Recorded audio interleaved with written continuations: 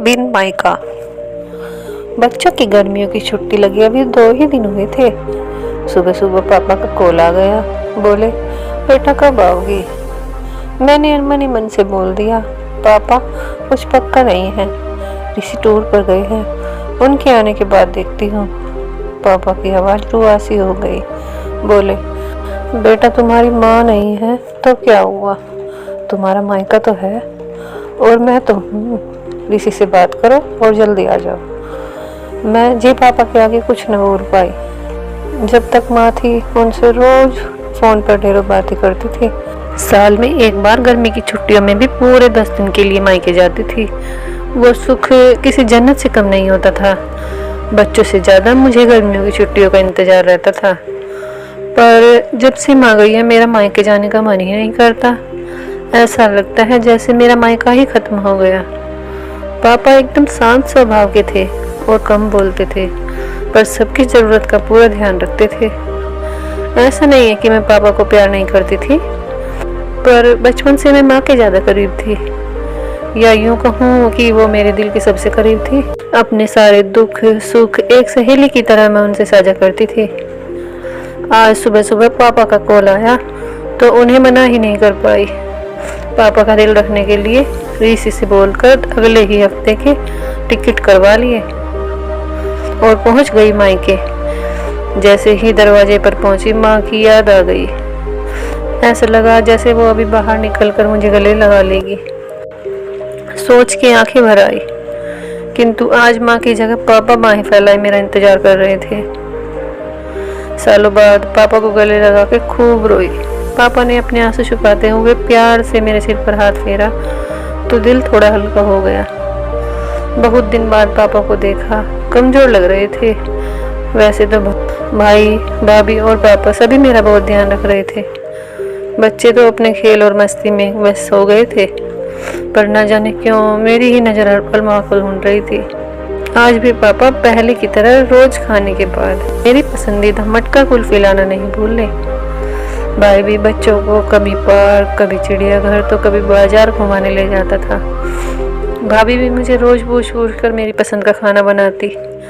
सब कुछ पहले की तरह ही था, बस माँ नहीं थी। इस बार मायके में मेरा दिल ही नहीं लग रहा था। माँ की कमी मुझे बहुत खल रही थी। ऋषि को कॉल करके मैंने 2 दिन बाद का टिकट करवा लिया। सब ने मुझे बहुत रोकने की कोशिश की, पर मैं नहीं मानी।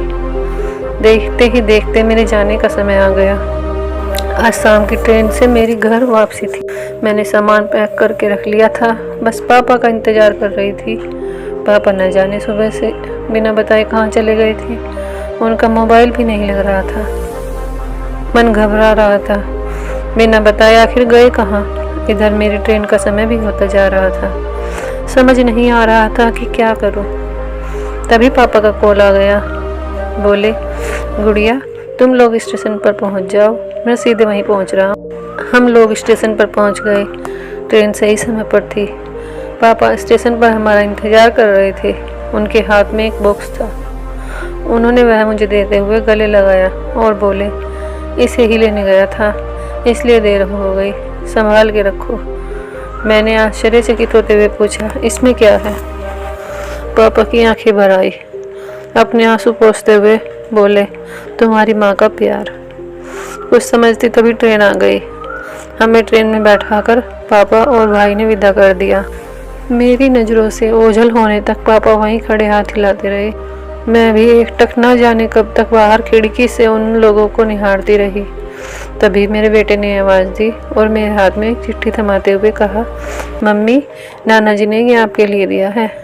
मैंने तुरंत चिट्ठी खोली और पढ़ने लगी। मेरी प्यारी गुड़िया रानी, सदा खुश रहो। जब तक तुम्हारी माँ थी, तुम्हारी हर छोटी बड़ी बात का ख्याल वही रखती थी।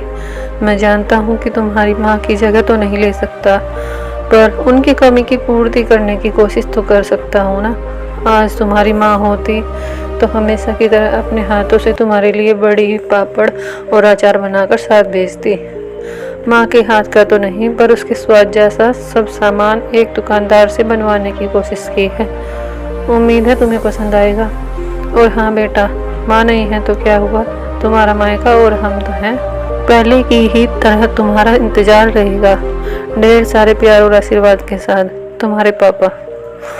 पत्र पढ़ते पढ़ते मेरी आंखों से अश्रुधारा बहने लगी। सहसा मेरे मुंह से निकला, आई लव यू पापा। बात छोटी सी थी, पर उसमें अथाह प्रेम समाहित था। ये सिर्फ मैं ही महसूस कर सकती थी। मायके से घर आए 1 महीना बीत गया था। अब पापा से रोज एक बार कॉल करके मम्मी की तरह घंटों बातों करती हूँ। उम्मीद करती हूँ ये कहानी आपको पसंद आई होगी। ये कहानी आपको कैसी लगी कमेंट सेक्शन में ज़रूर बताएं और हमारी वीडियो को लाइक शेयर सब्सक्राइब करना न भूलें।